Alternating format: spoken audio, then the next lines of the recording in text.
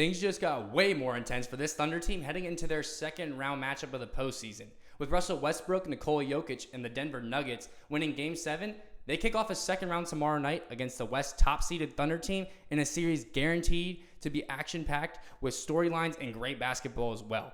I'm Gabe Ebersole here with Thunder Digest, and I am ecstatic to break down the intro to this second round matchup between the Oklahoma City Thunder and the Denver Nuggets. But before we get into if the Thunder are going to be able to pull out this matchup and expand upon their historic 68-win season, we first need to point out that 68% of you watching this are not subscribed to the channel. The Thunder are in the midst of a deep run. They're going to have a lot of breaking action news coming out, and we're here to bring it to you. So make sure you're subscribed so you can stay up to date with that. Now, let's get into how we got into this situation in the first place. We'll start with the Thunder. And we have been waiting, man. We've been waiting since April 26th, 9 days since we played our last game of basketball and swept the Memphis Grizzlies on away floor. It was a 1-8 matchup. That happens sometimes with the sweep. But I think as a team, we looked very solid in this game, and we've just been biding our time, waiting for the 4-5 matchup between the LA Clippers and the Denver Nuggets to finish up. And last night, it came to its conclusion in an epic Game 7. The Nuggets pretty much ran away with it, and Brody had a great game to make sure he could match up with us. He had 16, 5, and 5, over 50% from the field. Great performance from him, and he secured his team the second-round matchup against the West top seed. Now, let's take a look at one of the biggest storylines in here, and that is Russell Westbrook. And first, we're going to take off a look at what he's doing this year. Year 17 in the playoffs. Westbrook's averaging 13.3, 5 rebounds, 6 assists a game. He's averaging 2 stocks a game. Pretty incredible. He's up at 3 turnovers, but we know that's how he gets down. 45% from the field, 32 from 3. He's still a pretty effective player. He's shooting 44% from the corner threes. And at 36 and a half years old, year 17, this is pretty good production. Westbrook's played an increased role this year on the Nuggets, coming off of the bench as the main ball handler for the second unit. He's been a very pivotal player, but also on the first unit, he's a very good cutter for Jokic without the ball in his hands. So he's been able to play multifaceted basketball for this Nuggets team who fired their coach with 3 games left in the regular season. So Michael Malone is out of there, just like whenever we played the Grizzlies, who fired Taylor Finch pretty recently. We are playing a team that is under new leadership and kind of making adjustments on the fly. So we should have the coaching advantage here. But Westbrook talked about coming into OKC and how they're going to play against us. And the one word that they really stressed, and I would use to describe it, competitive. Westbrook talking about it. He said, talking about OKC, that's like home for me. I always got love for the people, the fans, and I know it's mutual. He'd be correct. But they also know the reason they love me is because I compete at a high level, and I'm going to do that every night. Now, Russell Westbrook, he's given us no reason not to believe him. But we're matching up with him for the second time in the playoffs. The first time was in the bubble in 2020 with the year we had Chris Paul on our team. We lost in 7 games in the opening round, but we are in a much different position this year. We're already in the second round to start with. We're the top seed. We have championship ambitions. So this is a much higher stakes matchup, and let's just figure out another reason why, and that is going to be between the MVPs matching up. The 2 MVP candidates, the runaway candidates for this year, Shai Gilgeous-Alexander and Nikola Jokic, are going to be going head-to-head in the playoff series. Jokic is the 3-time MVP, vying for his 4th, while SGA is going for his 1st MVP. And the player poll that they did at the end of the season, 57% of the players had SGA winning it. So it's pretty tightly contested. Media, players, fans, everywhere, everyone has a hot take on it.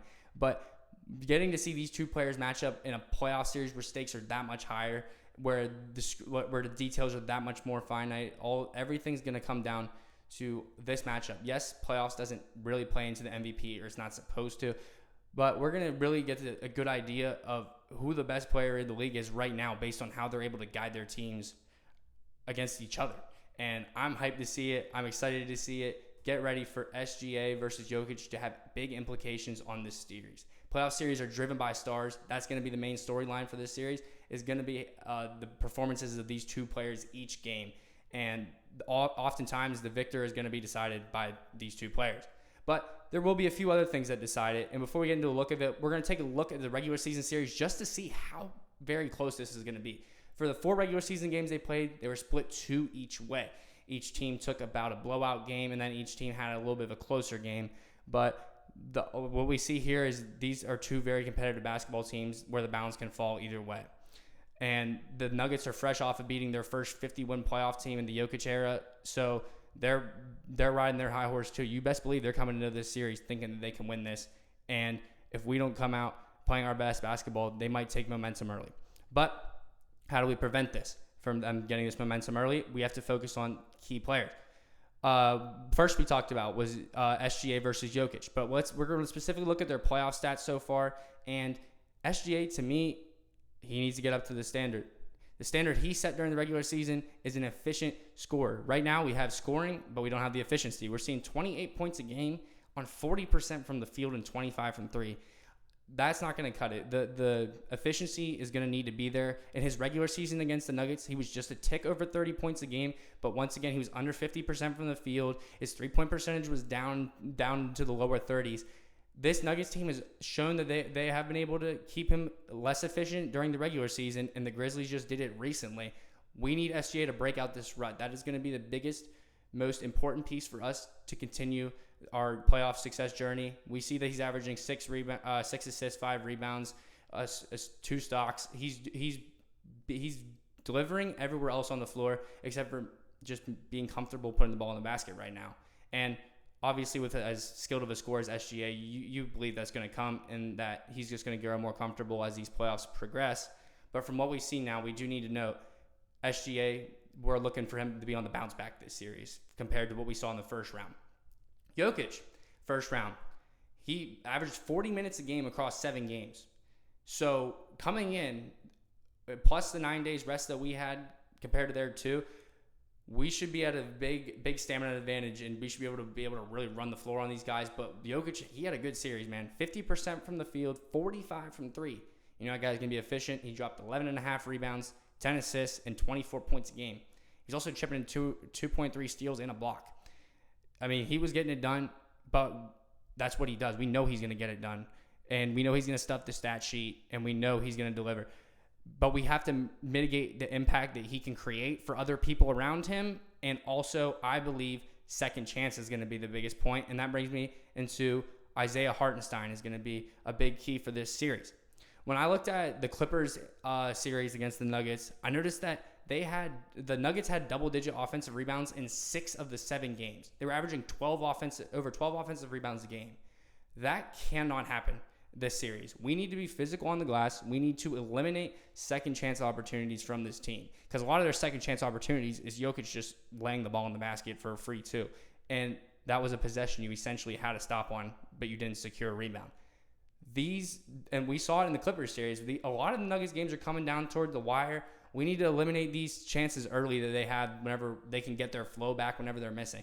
We can keep them out of rhythm by not giving them easy putbacks off their misses. So I think Hart is going to be a big proponent in keeping the key down this year, especially because we didn't have him last year in the playoffs. I think the addition of him with Chet alongside and keeping them off the offensive glass is going to be a big part. Also, the other end of the floor, that touch floater that Hart has is going to be very, very important in pulling Jokic just that much farther away from the basket, that much farther out on that pick and roll defense, and it's really going to open up passing lanes for cutters to cut, and then ball to hit, and then also more room just off the roll. So we're going to see very, very, very important impact out of Isaiah Hartenstein in these games. Next up, I'm going to go with JDub. And I think JDub is going to be important in these games as well, due to the fact that he has really just been – he was very good in the last series, but he's going to be more important in this series just due to matchups. They don't really have a great wing point of attack defender on the Nuggets, and I think that Christian Brown's going to be guarding Shai to start the series, so I think Jalen Williams is going to have a very, very favorable matchup that he's going to need to take advantage of very often for us to win this series. When we look at what Jalen Williams has done this year, he's averaging 21.6 a game, very good, 5-5, over 2 stocks. He's shooting very efficiently at 48.5% and then 37.5%. I'm a very big fan of what he's been up to this year, but we take a look at a guy like Kawhi Leonard, right? A guy who really took advantage of the Nuggets last series. He was averaging 25 points. He was shooting 54%, 41% from the 3. He was getting great looks. Another big interesting component, we see very comparable numbers for Kawhi. Also 21.5, 6 rebounds a game, a little bit less playmaking. Same on the defensive end. He's shooting 49% as well. He's shooting a little bit more efficient from three than Williams. But when I'm looking at the Kawhi versus Dub, I see a lot of similarities in shot selection and also their field goal attempts per game. You're seeing 16.8 versus 16.9. These guys have very similar roles in their offenses, and Kawhi played a very, very, very pivotal role in the series to keep the Clippers close, and he was their best player in the series by far. He garnered the best shots, and he scored the most on their team. He scored more than Harden. He scored more than Powell, Zubac, you name it. And that, to me, a lot of it was matchup-based because they don't have a great point-of-attack defender on the wing. I think Aaron Gordon might be the one who starts out on JDub, and we're going to have to see with that. But I think Dub is going to be a very important piece in taking advantage matchup-wise against this team. And that is pretty much where we stand right now. I think that we're going to come out in game one, and I think, honestly, we're going to really be amped up and run through them. We haven't played in about 9-10 days, and they're just fresh off a mentally exhausting 7-game series. So if we come out and we really go through them the first game, I wouldn't be surprised, but I also want to get ahead of myself over it. We know this Nuggets team's good. We know this Nuggets team's here to play a 7-game series, and they got a very, very good leader in Nikola Jokic, and they have a very familiar face in Russell Westbrook on their team that I'm excited to see us match up against. This has been Gabriel Ebersole with Thunder Digest, breaking down thoughts of the second-round matchup. I'm excited. I hope you guys are as well. Leave in the comments how many games you think this is going to go and who's winning it. I'll see you guys in the next one.